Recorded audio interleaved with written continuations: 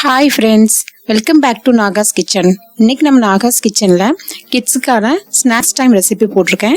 So இந்த snacks time ரெசிபியில் இன்றைக்கி நம்ம பார்க்க போகிறது பார்த்திங்கன்னா ஸ்வீட் கார்ன் வச்சு ஒரு பக்கோடா நான் பண்ணியிருக்கேங்க.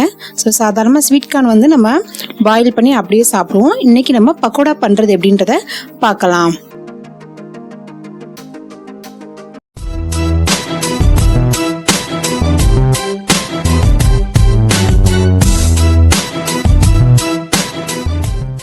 இந்த ஸ்வீட் கார்ன் பக்கோடா செய்கிறதுக்கு பார்த்தீங்கன்னா நான் 2 ஸ்வீட் கார்னை அப்படியே பச்சையாக உரிச்சு எடுத்து வச்சுருக்கேன். அதோட கர்னல்ஸ் மட்டும் நான் எடுத்து வச்சுட்டேங்க.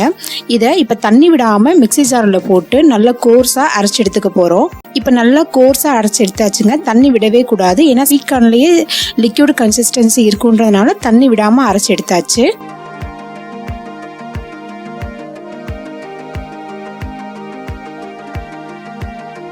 இப்போ இதோட 1/4 டீஸ்பூன் பெருங்காயத்தூள், கொஞ்சம் உப்பு, ஒரு 1/4 டீஸ்பூன் சில்லி பவுடர் ஆட் பண்ணிவிட்டு ஒரு 4 பூண்டை நல்லா தட்டி இந்த மாதிரி ஸ்ப்ரெட் பண்ணி விட்டுருங்க. கொஞ்சம் கருவேப்பிலை பொடியாக கட் பண்ணி போட்டுட்டேன். இதோட நான் இட்லி மாவு இன்னைக்கு அரைச்சிருந்ததில் எடுத்து வெறும் ரைஸ் ஃப்ளார் மட்டும் ஆட் பண்ணிக்கிறேன். நீங்கள் ட்ரை ரைஸ் ஃப்ளார் இருந்தாலும் ஆட் பண்ணிக்கலாம். இது ஒரு 3 டேபிள் ஸ்பூன் வந்து இதோட இப்போ நான் ஆட் பண்ணிக்கிட்டேன்.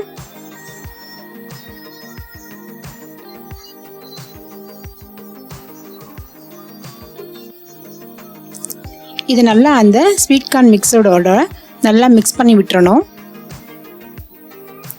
இதில் பார்த்தீங்கன்னா இந்த பக்கோடா பார்த்தீங்கன்னா நீங்கள் போடும்போது ரொம்ப லிக்விட் கன்சிஸ்டன்சி இருக்கக்கூடாது, அந்த மாதிரி இருந்தால் பிரிஞ்சிடும். ஸோ இப்போ பார்த்தீங்கன்னா ரொம்ப எனக்கு லிக்விட் கன்சிஸ்டன்சியாகவே இருக்குது.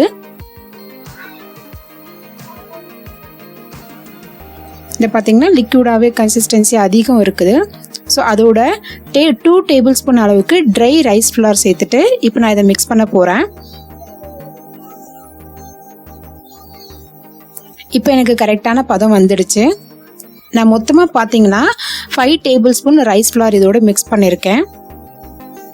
இப்போ எண்ணெய் காஞ்சி ரெடியாக இருக்குது. இதில் இப்போ நம்ம இந்த ஸ்வீட் கார்ன் மிக்ஸடை பக்கோடாவாக போட்டு எடுத்துடலாம். ஸ்டார்டிங்கில் நீங்கள் பக்கோடா போடும்போது ஃப்ளேம் மீடியம் ஃப்ளேமில் வச்சுக்கோங்க, ஏன்னா சீக்கிரமாக கருகிடுச்சுன்னா உள்ளே வேகாது. அட் அ டைம் பார்த்தீங்கன்னா சீக்கிரமாக அந்த மாவு வந்து பிரிஞ்சு வந்துடும். ஸோ ஸ்டார்ட் பண்ணும்போது நீங்கள் மீடியம் ஃப்ளேமில் வச்சுருங்க. ஒரு 3/4 வாசி மெந்ததுக்கப்புறம் ஃபுல் ஃப்ளேமில் வச்சுட்டு கூட நீங்கள் பக்கோடா பொரிச்சு எடுத்துடலாம். இந்த ஸ்நாக்ஸ் பார்த்தீங்கன்னா ரொம்ப கிறிஸ்பியாக ரொம்ப டேஸ்ட்டாக இருந்ததுங்க.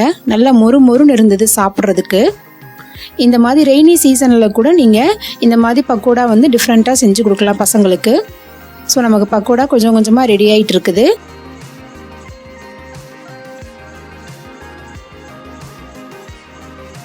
ஆஃப்டர் ஸ்கூல் டைம் கூட நீங்கள் இதை ப்ரிப்பேர் பண்ணி கொடுக்கலாம்.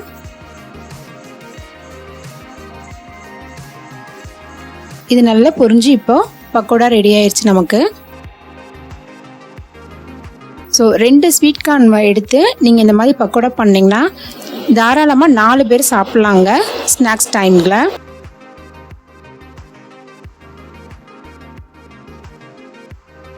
எப்பயுமே ஒரே மாதிரி ஸ்நாக்ஸ் நம்ம ப்ரிப்பேர் பண்ணாமல் இந்த மாதிரி டிஃப்ரெண்ட்டாகவும் செஞ்சு கொடுக்கலாம் பசங்களுக்கு.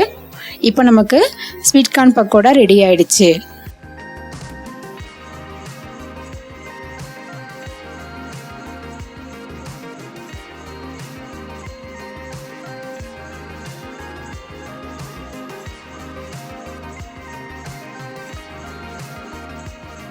ஸோ இன்றைக்கி இந்த ரெசிபி உங்களுக்கு பிடிச்சிருக்குன்னு நான் நினைக்கிறேன். இந்த மாதிரி நீங்களும் உங்களோட குழந்தைக்கு ஸ்நாக்ஸ் டைம் ரெசிபியாக ரெடி பண்ணி கொடுத்துட்டு எப்படி இருந்ததுன்றது என்னுடைய கமெண்ட் செக்ஷனில் போடுங்க. இன்றைக்கி இந்த வீடியோ பிடிச்சிருந்தா லைக் பண்ணுங்கள், உங்கள் ஃப்ரெண்ட்ஸோட ஷேர் பண்ணிக்கோங்க, சப்ஸ்கிரைப் பண்ணிக்கோங்க. அப்படியே மறந்துடாமல் பக்கத்தில் இருக்க பெல் பட்டனையும் கிளிக் பண்ணிங்கன்னா தான் நான் போடுற வீடியோஸ் எல்லாம் உங்களுக்கு அப்டேட்டடாக வந்துக்கிட்டே இருக்கும். தேங்க்யூ.